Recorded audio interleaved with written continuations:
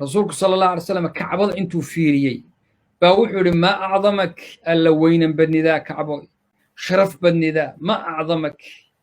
maxaa ku weynan badiyey qurux badnidaa sharaf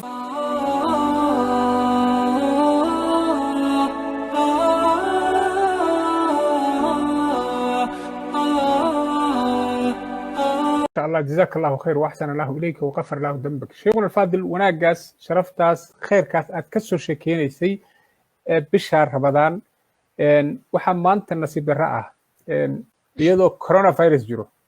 iyadoo daadad ay jiraan, iyadoo ay cudurro jiraan, iyadoo dowlado jilicsanay ay jiraan, in haddana qabiil 2020 la isu dirirayo oo raginta Facebook soo galo reer hebel, mid kale soo galo reer hebel uu leeyahay dadna u dhimanaya saaxibul fadiila dowlad deegaanka Soomaalida ee Ethiopia ama kililka shanaad ama waqooyiga galbeed sidii naloo soo baray ee Soomaaliya. waa runtii aad ayay runtii nasiib darro u tahay. maleeshiyaadka iyo dadka deegaanku waa isdiriri jireen, ceelal baa la isku diriraa, goofaa la isku diriraa, maaragtay balliyada la isku dagaalaa, haddana waa la heshiiyaa. laakiin inta Facebook lasoo fadhiisto in nin walba qabiilkiisa halkaa ka taageero iyadoo 2020 ay tahay dad Yurub iyo Maraykanka jooga dembi dagaal gelin ah lagu dacweyn kara ay qaranayaan, waa horta waa nasiib darro. nasiib darrada kale waxay tahay qof Soomaaliya oo muslina oo muwaxid ah oo intaasoo dhib uu maantana haysto nagama go'o, haddana waa la dhimanayaa. laba qabiil ayaa isdilaysa. baaqa waa rabaa inaad u dirto. tan labaad, maxay shareecada islaamku ka qabtaa in qof la dilo weliba bishaan barakaysan isagoo sooman ayaa laga yaabaa in qofkaasi dagaal qabiil galo? سيدي فليتفضل مشكورا وماجورا. جزاك الله خير، بارك الله فيك ولا أحمد. وكما حسنت رنتي إن عندك مسلمين تبررجينو أرنتانا هذا سوق عدي ولا مارمان إنه مسلمين تلو ذاقنو ولا ليال سيدا أكسونتين مالمهان ضد بدن الغياب ميديا إنه كواركي قبل كصومالي دو صومالي قلبيد أي دكتو وحا كجرة دقال با مالمهان كسعودا لوا بيلود oo walaalo ah oo qaraabo ah oo dad isdhalay ah oo dad isjecel ah oo noloshoodii adduunka intay noolaayeen ilaahay meel ku wada abuuray, kuna soo wada koray, kuna soo wada barbaaray, ilaa haddana ku wada nool baa ka faa'iidaystay ee shaytaanka iyo inta xume ay ka faa'iidaysteen. marka arrintaas baa waxaan rabaa inaan wax yar haddaan ka idhaahdo. horta Axmedow, dadka hadda isdilaaya maanta alxamdulillah dadkeena Soomaaliyeed way og yihiin dagaal iyo qof muslima dilkiisa. dadku waa dad wada diin leh baan nahay alxamdulillah, boqolkiiba boqol dadka Soomaaliyeed dad muslimiina la yidhaahdaa.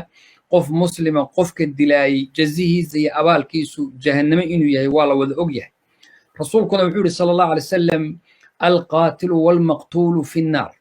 qofka qaatilka ee wax dilaya iyo kan la dilayaba naarta ayay labaduba ku jiraan. markii la weydiiyo yaa rasuulallahi kan wax dilay waan garanay oo qof muslima buu isagu dilay, laakiin kan la dilay muxuu naarta ku galay? wuxuu yidhi kaana xariisan calaa qatli akhiihi. isaga naftiisu wuxuu ku dadaalayay inuu walaalkii dilo ayuu ku dadaalay. marka horta ogaada dadka halkaa isku dagaalayo, kan wax dilayowna qof muslima baad disho oo dhiiggiisa qabtaa, kan la dilayoo naftaadu waad ku dadaalaysa inaad adiga naftaadu wax disho. marka labadiinaba waxay noqoni dadkaas inay naarta ay galaan bay noqonaysaa. waxaa aad iyo aad u cajab badan markaa arka xadiis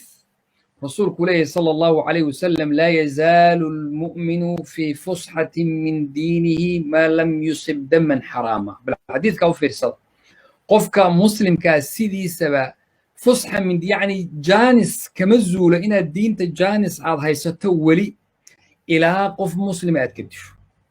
haddaad qof muslima disho jaaniskaagi waa dhammaan baa meesha ka muuqanaysa. waa hawl adag wey.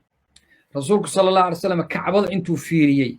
baa wuxuu yidhi maa acdamak alla weynan badnidaa kacbo sharaf badnidaa ma acdamak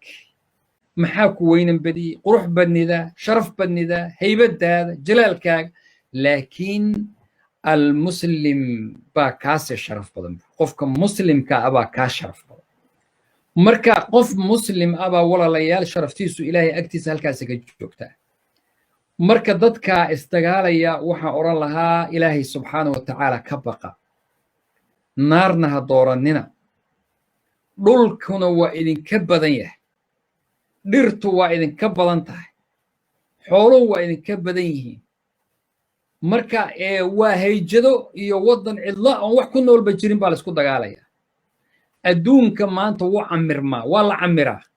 magaalaba magaalada ka dad badan tahay bay adduunka ka qaalisan tahay oo ka sarraysaa oo maaragtay ay ka sharaf badan tahay oo dadkaa lagu tartamaa laakiin meel la yaab leh meel cidlo ah oo haddana intii joogto isku laynayso waa arrin walaalayaal laga xumaado axmedow kelimad kale waxaan leeyahay dad salaatiin ah oo odayaal iyo boqorre iyo sheeganaya suldaami iyo ugaasi iyo fulaan iyo magacyadan kala duwan ee soomaalidu ay taqaano ee tirada badan oo dadka iyaguna isku qudinaya oo isdagaala dhahaya oo isdila dhahaya oo weerara dhahaya oo kan hala gowraco oo kan hala dilo ilaahay subxaanahu wa tacaala iyaguna hauga baqaan qofka ka qayb qaataayay kan wax dilay iyo kan isku qudiyay isku dembi bay noqonayaan iyaguna allah uga baqaan odaynimadooda iyo akhyaartooda magacyada soomaaliyeed waa magacyo fiican oo salaatiinta iyo uwaasyada iyo fulaan iyo waxaa lagu yaqaanaa wax kala damin baa lagu yaqaanaa iyo war dagaalka joojiya baa lagu yaqaanaa marka iyaguna allah uga baqaan lee kana laabta kan ilaahayna u toobad keen waxaa axmedow kelimad kala rabaa inaan idhaahdo niman iyaguna mushcilu xarbi ah oo dagaalka kicinaya oo facebook iyo internetyada ku jira oo magacyo la baxay oo mid waliba qabiil uu ugu maaragtay u waxaynayo ugu durbaantubayo oo walaalahaasna ilaahay ka baqaan waa niman dhalinyaro ah war ilaahay ka baqa oo ummadda ha isku dirina oo xumaanta joojiya oo beelaha caayina oo dadka haflagaadaynina oo nabadgeliya war dadkan waa dad walaalo ah waxaa la yidhi waa la doogsanay yaan la dacaroon baa la odhan jiray marka dadkan iyagaa walaala ah iyagaa meel wada dega weligaa inaad arag baa suuragala adiga inaad u tegin baa suuragala iyagaa kulli iswada dhalay iyagaa abti iyo adeer isu ah iyagaa degaanku ka dhexeeya iyaga cuntadu ka dhexaysaa iyagaa dhowaan isna hadday heshiiniya haddii kala wada jooga laakiin adduunkana ha ku ceeboobina war aakharana ceeb ha gurubsanina ummad ilaahayna ha isku kicinina waxaan rabaa axmed inaan idhaahdo kelimad kale qolo oo iyagana xoolaha diraya oo lacagaha ururinaya oo fanka samaynaya oo hubka isugu dhiibaya dadka iyagana ilaahay subxaanahu watacaala uga baqa oo qayba ka maqdeeyo walaa tacaawanu waxay tacaawanu cala albiri waataqwa walaa tacaawanu cala alismi walcudwaan war xumaanta ha isku gacansaynin xumaanta ha isku gacansaynin ee ilaahay subxaanahu watacaala uga baqa waxaan rabaa inaan runtii ammaan u soo jeediyo inta ka shaqaysa wanaagga iyadu oo dagaalka in la qaboojiyo ku shaqale dagaalka in kelimad fiican ka geysta oo xukuumadda sida aan maqlayo soomaalida stateka gobolkaa soomaali galbeed xukuumadda ka dhisan iyo madaxweynaha joogaba cagjar uu odayga ka yahay waxaa isoo gaadhaysa inay kelimad fiican iyagu ka qaadanayaan mar walba oo runtii ninkaasoo nin dhalinyaro ah oo aqoon-yahan ah oo sida ii muuqata dagaal iyo maaragtay wuxuu yahay garan kara inay isku dayayaan inay joojiyaan dagaalka filayana labadii maalmood u dambeysay inay joojiyeen oo hawshaa ay ciidamo iyo waxay kala dhex dhigaanba iyagu ay ku guulaysteen waxaan leeyahay iyaguna waad ku mahadsan tihiin intii soo raacdo oo khayrka ka shaqaysa ayaa ku mahadsan axmedow dagaalka halkaa ka socda runtii soomaalida halkaa ka soo jeeda anugu dhulkan ku dhashay wey si gaara buu ii danqayaa waa adeero iyo abtiyo waxa meesha isku dagaalaya waa magaalooyinka la sheegayiyo meesha aan ugu jeclahay dhulka haddii la weydiiyo waa meesha aniga hooyada ku dhalatay wey maasha allah waa xaqiiqatan waana idhaahdaa mana qarsado banka qoraxay iyo magaalada qabri daare hooyada ku dhalatay waa meeshaan ugu jeclahay wey marka meeshaan ugu jeclahay maanta inay colaad ka yeedho ama meel kale ay ka yeedho marka adeere iyo abtiyo oo wada joogo oo walaala oo isla daaqayo oo isla noolaanaya baan ku farxayaa maanta haddaan rabo inaan tago inaan tegi karaan rabaa meesha hooyada ku dhalatay inaan tagaan rabaa meesha aabbahay ku dhashay inaan tagaan rabaa war dhulku ilaahay baa leh khulfina waxaa kaa inta u hadhaysa ayaa leh oo joogi doonta marka waxaan rabaa inaan u soo jeediyo baaq nabadeed waana filayaa culimmadu meelay joogtoba inay ka hadli doonaan dadka indheerdharadka ay ka hadli dadka soomaaliyeed naftiinnu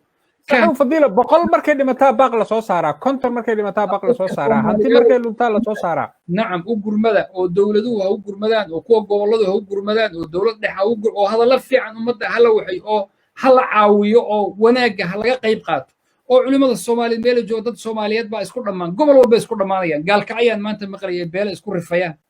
oo inta isku rifay oo meel walba isku rifayaan oo dadku waxa la rabaa inay kelimada fiican ka qayb qaataan baa la rabaa